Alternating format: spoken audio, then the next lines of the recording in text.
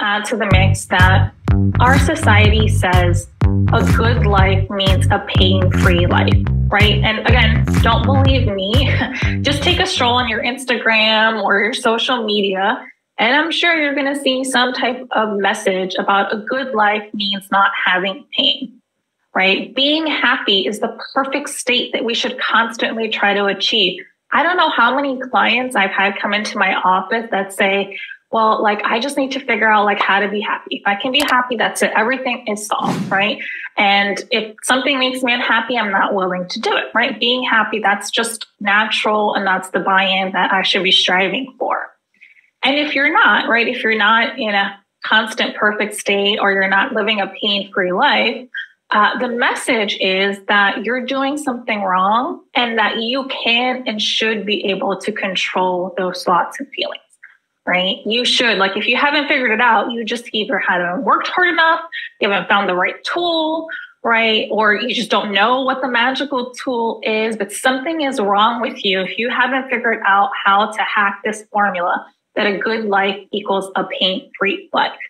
And so again, if we add this together, right, we avoid pain. Our mind at times gets us really stuck, and our kind of general perspective in our society, there's so many messages that reinforce a good life equals a pain-free life. But think about it. Like, what happens if these are the messages that we receive and yet you deal with pain, right? Let's go back to, like I mentioned, suffering is a common human experience. Right? So what is it like for these people when they come into your office and their whole, right, they're reinforcing pain is the problem, something is wrong, and the only way I can live a good life is by not having this pain. So it keeps people really stuck. And I encourage you for a second to think about your own experience, right? Think about either your experience as a therapist and the people in front of you that are sitting in your office. Think about your personal experience, right? Really think about, right, what are some of the painful things that you have dealt with in your life, right? What are the things that, when they show up, they hurt, right? They cause a reaction. And then I'd encourage you to think about, right, how long, right? How long have you struggled with that? Is this a new experience? Or is this kind of theme, that shows up for you? Is it something that's really old for you? Right? And have you figured out, right? Have you found the hack not to have or be with this pain when it shows up? I don't know about you, but I haven't, right? There's things about my experience and my pain that are with me and have been with me for a really, really long time. And so this is really the perspective. Have you ever considered that your toughest thoughts and feelings don't actually have to be your enemies? That what if nothing actually has to get removed? What if a good life does not mean a pain-free life? What if that were possible? And again, think about your own experience or think about the people that are sitting in your office.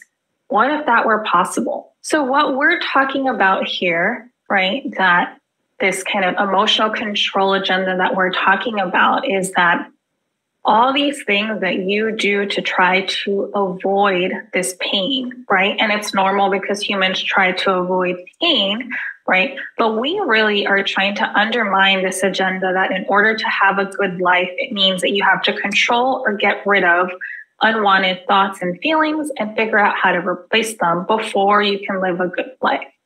So when we start to do this with clients, right, we talk about this creative hopelessness process. That's when we start to undermine this control agenda, right? We're starting to help them see, what if there's another way, right? And what if your pain isn't really the issue, but it's the way that you have gone about trying to solve it or get rid of it that's really keeping you stuck.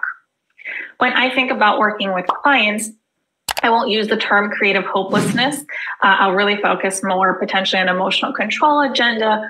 But these are questions that I would go through with my clients to help them understand this, right? And the creative hopelessness, right? That term, creative hopelessness, really thinking about the part of the hopelessness is that we're going to try to get clients to understand that everything that they've done has either come with a cost and or hasn't really worked in the long term.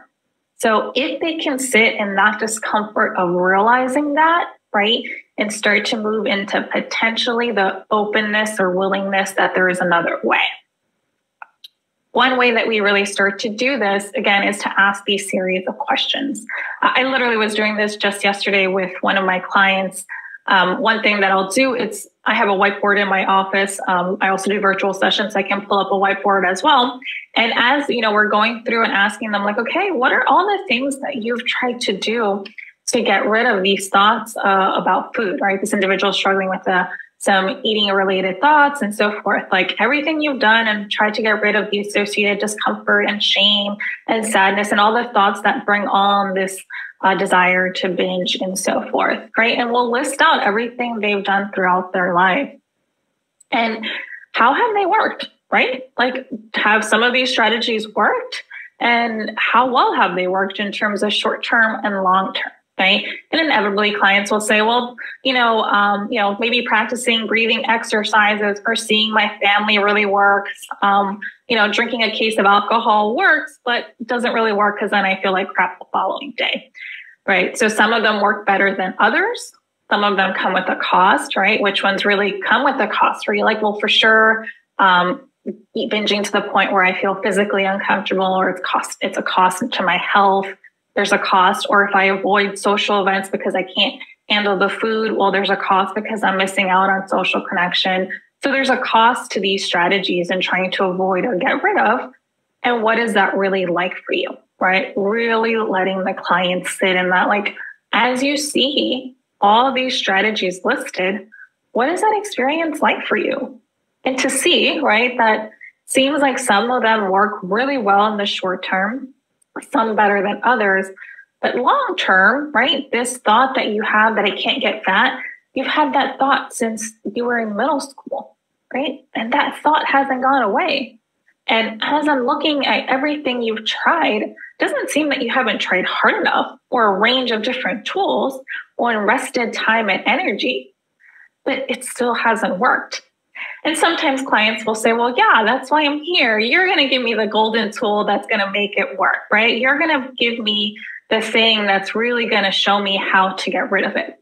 And I'm going to put a pause on that for clients because depending on the client, I really might already start to be alluding to, I don't have a golden tool, right? I know you probably came into my office hoping, right, that I had the tool, the hack, the thing that's going to help you no longer have this experience. And I don't have it. I haven't figured it out. I'd be a really wealthy therapist if I did, but I haven't. And again, I use my style at times can be very kind of comical and so forth, as long as it's appropriate for the client, and letting, again, them sit in that discomfort.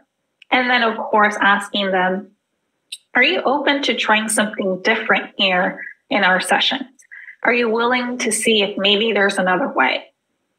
And so, again, this is kind of a strategy that you would do, like this set of questions early on in counseling with your clients.